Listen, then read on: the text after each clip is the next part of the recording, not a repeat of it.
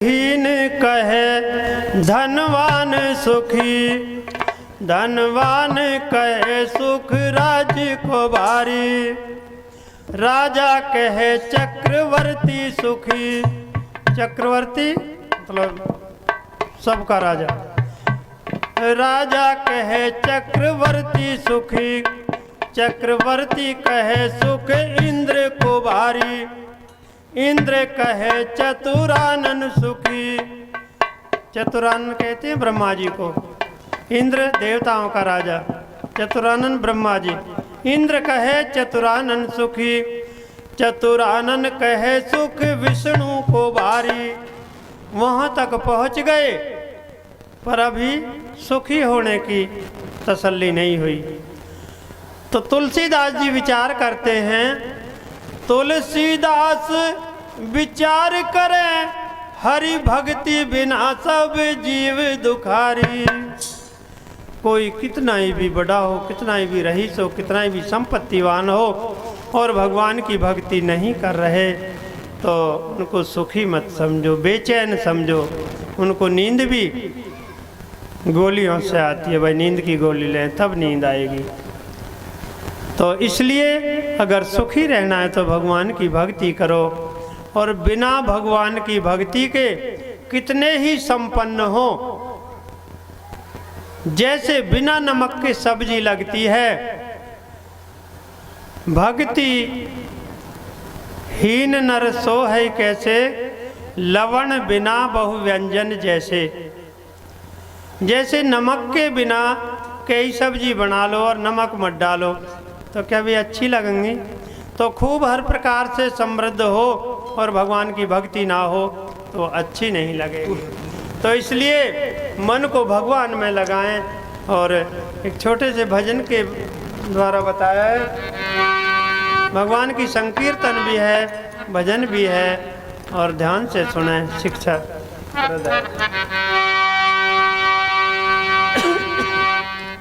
कृष्ण गोविंद गोपाल गाते चलो, कृष्ण गोविंद गोपाल गाते चलो। राधा गोविंद गोपाल गाते चलो। ओ राधा गोविंद गोपाल गाते चलो। मन को विषयों के विष से हटाते चलो। वो मन के विषयों से विष से हटाते चलो। मन को विषयों के विष से हटाते चलो। मन को विषयों के विष से हटाते चलो। देखना इंद्रियों के न घोड़े भागे, देखना इंद्रियों के ना घोड़े भागे। रात दिन इनके संयम के कोड़े लगे। रात दिन इनको संयम के कोड़े लगे। अपने अपने रथ को सुपथ पर बढ़ाते चलो। वो अपने रथ को स्वपथ पर चढ़ाते चलो। राधा गोविंद गोपाल गाते चलो। वो राधा गोविंद गोपाल गाते चलो। मन को विषयों के विष से हटाते चलो। वो मन को विषयों के विष से हटाते चलो। इंद्रियों के लिए बताया है, हमारी 5 ज्ञानेंद्रिय हैं जिनसे हमें ज्ञान होता है। जैसे आँखों से देखने का, कानों से सुनने का, जीभ से स्वाद का, त्वचा से गर्म ठंडे का, नाक से सूंघने का। ये 5 ज्ञानेंद्रियाँ होती हैं। 5 कर्मेंद्रियाँ होती हैं जैसे हाथ पैर मुख आदि। और 11वां मन होता है। मन इनका सरदार होता है इंद्रियों का। तो अगर हम इंद्रियों को संयम में रखेंगे तो मन भी संयमित होगा। और इंद्रियां संयम में नहीं रहेंगी तो मन का भी डिस्टर्ब होगा। इसलिए इंद्रियों के घोड़े इधर उधर नहीं भगने चाहिए। ये अपने रथ को सुपथ पर, अच्छे रास्ते पे चलाएं तो फिर हमारा मन भगवान की भक्ति में लग सकता है। आगे बताया है बतेरे भक्त कहते हैं हमें तो समय नहीं मिलता। तो कवि ने बड़ी अच्छी बात कही है, काम करते रहो नाम भजते रहो, काम करते रहो नाम भजते रहो, काम करते रहो नाम भजते रहो, काम करते रहो नाम भजते रहो, पाप की वासनाओं से बचते रहो, ओ पाप की वासनाओं से बचते रहो, प्रेम भक्ति के आंसू बहाते चलो, ओ प्रेम भक्ति के आंसू बहाते चलो, राधा गोविंद गोपाल गाते चलो, कृष्ण गोविंद गोपाल गाते चलो। एक और क्या होता है, हमारे सामने थोड़ा सा दुख आ जाए, विचलित हो जाते हैं, अरे भगवान ने यूँ क्या कर दिया, अरे भगवान हमने तेरा क्या बिगाड़ा, हमें ही सबसे घना दुख दे दिया। विचलित हो जाते हैं, बहुत घने परेशान हो जाते हैं, और यहाँ तक कि इतने दुखी हो जाते हैं कि मामला इतना गड़बड़ हो जाए आर पार तक, अटैक वटैक तभी तो होते हैं जब बहुत ज़्यादा दुखी। और जब सुख आ जाए तो कभी कभी सुख को अगर हम ज़्यादा महसूस करेंगे तो वह भी दुख का कारण बन सकता है। तो इसलिए बताया कि हमें दुख और सुख को समान समझने की कोशिश करें, ऐसा हो सके हम उपाय बताएंगे। आगे बताया है, दुख में तड़पो नहीं सुख में फूलो नहीं, दुख में तड़पो नहीं सुख में फूलो नहीं, प्राण जाए मगर नाम भूलो नहीं, प्राण जाए मगर नाम भूलो नहीं,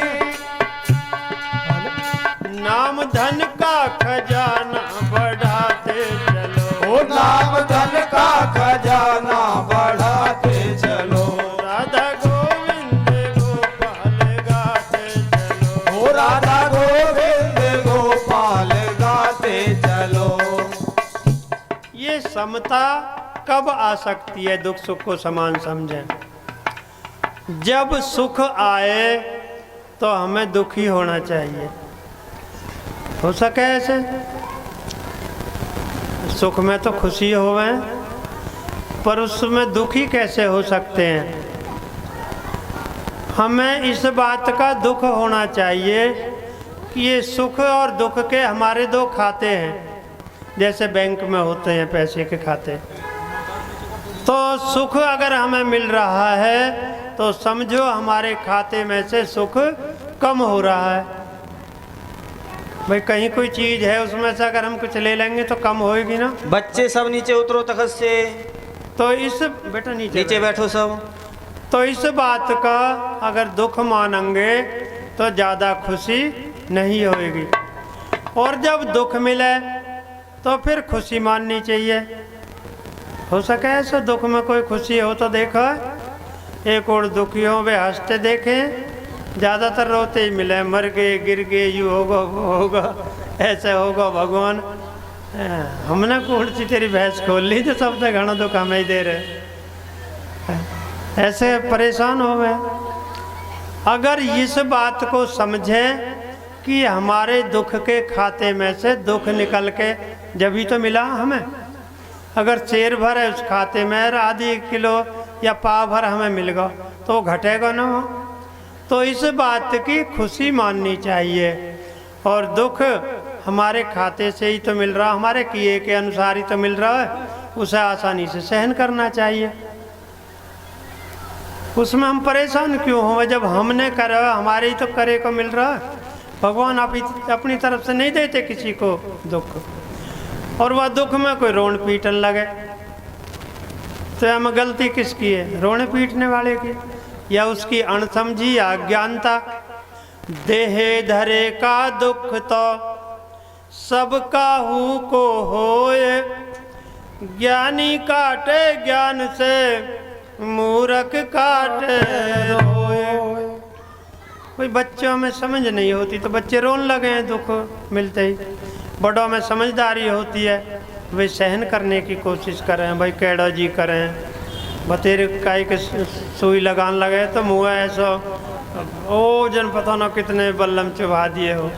भाई बालक तो चलो जब भी तो थोड़ी देर को मन कैडा करो, सुई लग गई छुट्टी, कोई कांटा लग जाए बड़े परेशान होंगे। तो ये सब रामायण की एक चौपाई में बड़ा सुंदर लिखा है कि कर्म प्रधान है, हम जैसा करते हैं वैसा ही फल मिलता है।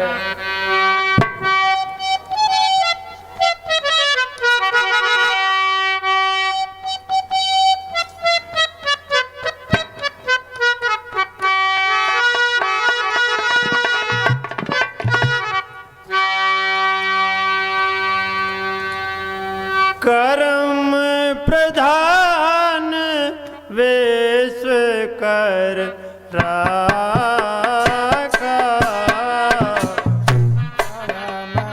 प्रधान वेश कर राखा। ओ कर्म प्रधान वेश कर राखा। कर्म प्रधान विश्व कर राखा। कर्म प्रधान वेश कर राखा। जो जस करई सो तस फल चाखा। जो जस करहि सो तस फल चाखा। तो हमारे कर्मों के अनुसार ही सुख दुख मिलते हैं। कल भगवान राम के अवतार की कथा में रामायण से कुछ प्रसंग सुनाए, फिर भगवान श्री कृष्ण के जन्म की लीला का श्रवण किया, जिसमें भगवान के जन्मोत्सव की कथा आई। हाँ बेटा, आज गोवर्धन पूजा होगी, बना लीजिए, एक किसी परात में बना लीजिए। तब रामायण बड़ा सरल ग्रंथ है और बड़ा रसीला है, बड़ा रहस्यमय है, बड़ा शिक्षाप्रद है। हमारे जीवन में बालक से लेके बड़े तक शिक्षा प्रदान करता है। बच्चों का क्या फर्ज बनता है, बड़ों का क्या फर्ज बनता है, भाई भाई कैसे आपस में रहें, पिता और पुत्र एक दूसरे के प्रति क्या अपना कर्तव्य पालन करें, ये सब कुछ हमें रामायण से शिक्षा मिलती है। रामायण को कम पढ़े लिखे, हम जैसे जो नामचारे को पढ़े लिखे से हों, ऐसे भी आसानी से पढ़ सकें, पढ़ के देखना, और फिर उसका रस भगवान के नाम का ऐसा आएगा कि छोड़ने को मन नहीं करेगा। कोई ये कहने लगा हमारे घर के ना पढ़ाने दे, घर के ने 2-4 दिन सुन ली ना, फिर रोज ये कहेंगे काम जल्दी निपटाओ और हमें सुनाओ। रामायण के पढ़ने सुनने का फल कितना अच्छा बताया उसके महत्व में एक चौपाई कि ये कल्प वृक्ष के समान है, जो मन माना इच्छा फल देने वाला है।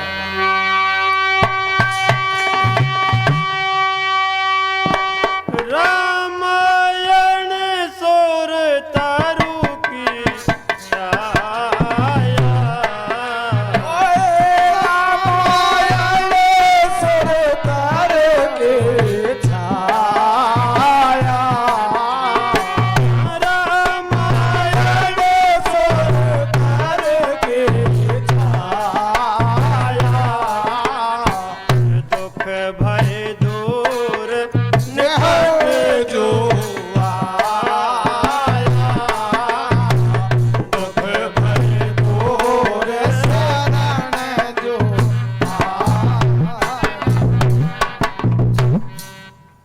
रामायण कल्प वृक्ष के समान है। जो भी निकट आया है उसके दुखों का निवारण हुआ, सुख शांति की प्राप्ति हुई है।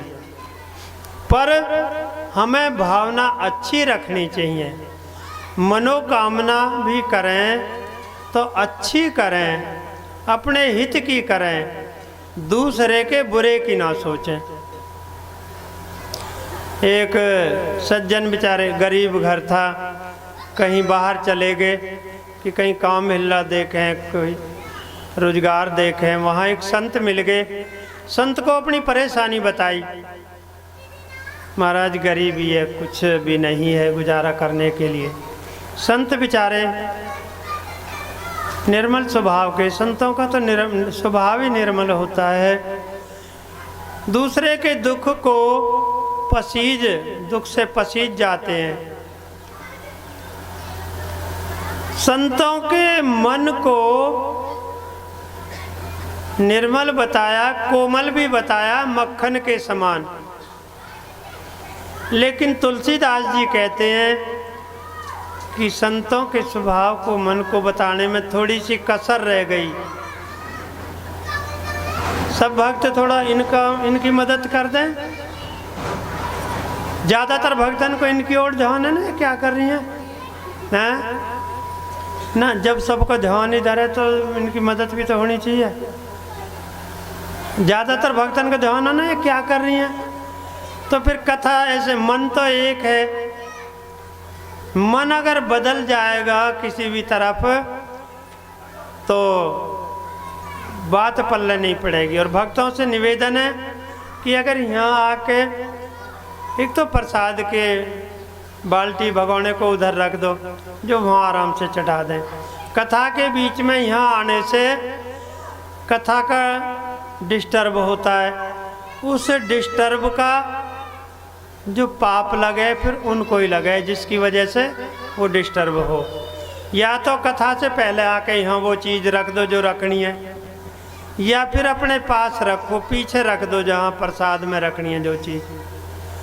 ये ध्यान रखो, किसी को कोई चीज़ यहाँ चढ़ानी है तो कथा से पहले आके चढ़ाओ, और जो पाप सिर पे धरना हो तो बीच में आए करो, जब कथा चलती हुई एक रहे, और घनी देर लगाए करो जो घना ही पाप सिर पे बैठ जाए। ठीक है ना, क्योंकि सब भक्तन की जो कथा में लीन थे उनका भी तो मन बटे है ना। अच्छा, ऐसा हाथ उठा सके किस किस को मन गया तो इनकी तरफ ध्यान या मन। तो हम झूठ तो नहीं कह रहे। हाँ, सच्चाई बतानी चाहिए। सच्चाई का अभी निवारण हो गया, अभी वे मन में आगे के लिए ठीक कर लेंगे। अगर दुबकाएंगे, छिपाएंगे सच्चाई को तो वो आगे और बढ़ेगी। तो आगे बताया है, अब एक महात्मा ने एक ऐसा कोई शंख जैसी चीज़ दे दी, तो ले तो भाई भगत ले जा। घर जाके थोड़ा गाय को गोबर मिल जाए तो और अच्छी बात नहीं, भैंस के से काम चल जाएगा। लीप के इसे रख के कहना है, शंख महाराज हमारे नाज नहीं है, 2-1 बोरी नाज की दे दो तो मिल जाएंगे। और कुछ कहोगे भगवान, हे शंख महाराज हमारे दूध ना हो रहा, 1-2 भैंस मंगा दे, वे आ जाएंगे। और कुछ कहोगे, हे शंख महाराज हमारे यूँ चीज़ ना जो आ जाए। पर यहाँ में एक अवगुण है, महात्मा ने बताई इस शंख में एक अवगुण है कि जितना तुम मांगोगे तुम्हें दे देगा, कोई दिक्कत नहीं, पर पड़ोसी है उससे दुगना देगा। तुम जितना मांगो मांग लेना, उतना ही दे देगा। अब तो पंडित जी उदास हो गए। जय राम जी की, हमने तो मेहनत करी और कोशिश करी, निवेदन करी, इत माला माल तो पड़ोसी होएगा हमारे के होएगा। घर गया, वहाँ लेके घर जाके एक आले में धर दिया और बस धर्म पत्नी से कहने लगे कि जाके हाथ ही मत लगा दीजिए, और मैं फिर जा रहा हूँ कहीं। वो तो रख दिया, अब और कोई हिल्ला देखेंगे ये जो ठीक ना हो, चले गए। अब वे बेचारे परेशान तो थे ही। तो भगतनी ने सोची या को हाथ लगाने को मना कर रहे, कुछ ना कुछ है। अब उन्होंने अपना स्वाभाविक अपना लीपा थोड़ा सा और वो धर के बोले, हे शंख महाराज, अगर तुम्हें कोई सत्य हो, तुम्हें कोई शक्ति हो, तो हमारे तो नाज को बड़ा टोटो, 1-2 बोरी नाज दे दे। अब वहाँ में ये शक्ति थी, तुरंत 2 बोरी आ पड़ी घर में। उनका तसल्ली सी हुई। फिर बोले, भाई दूध ना हो रहा, सब आपस में बतलाए, 1-2 भैंस और ले ले। उन्होंने फिर प्रार्थना करी, हो जी भैंस भी आ गई वाक्य कृपा से। फिर उन्होंने और सोची कि एक घर सा बन जाए हमारा। हे शंख महाराज, बात का घर भी बन गया और अपना ठीक गुजारा होने लगा। अब 10-5 दिन पीछे आए भगत जी, पंडित जी, एक सेठ जी है, जो भी है। अब आके देखो तो घर की तो हालत ही बदल रही, कहाँ झोपड़ी, कहाँ मकान बन गए, कोठी बन गई। पर पड़ोसी की होड़ को देखने लगा तो आके 2 मंजिल की। अब तो समझ गए, तो सेठानी ने गड़बड़ कर दी।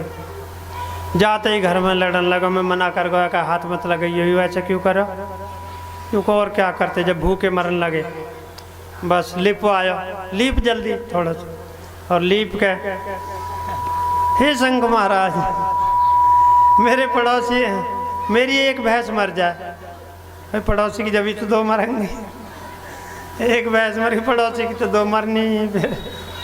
हे शंख महाराज, मेरी एक टांग टूट जाए। अब पड़ोसी की तो भाई 2 टूटनी, वही काम दुगना होना है, जो भी कुछ। हे शंख महाराज, मेरे घर के आगे एक कुआं खुद जाए। अब उन पड़ोसी इनके 2 कुआं खुदने। अब वे बेचारे, उनकी तो दोनों टांग टूट गई ना, लुढ़कते करते हुआ के नज़दीक पहुंच जाए तो कुआं में भी जा गिरे। जब बोले और पी लो दूध और हवेली बनवा लो। अब बताओ, ऐसे कोई देखे भी क्या कर ले, जो अपने दुख से दुखी नहीं। आप भले ही परेशान हो जाए, पर दूसरे बर्बाद होने चाहिए।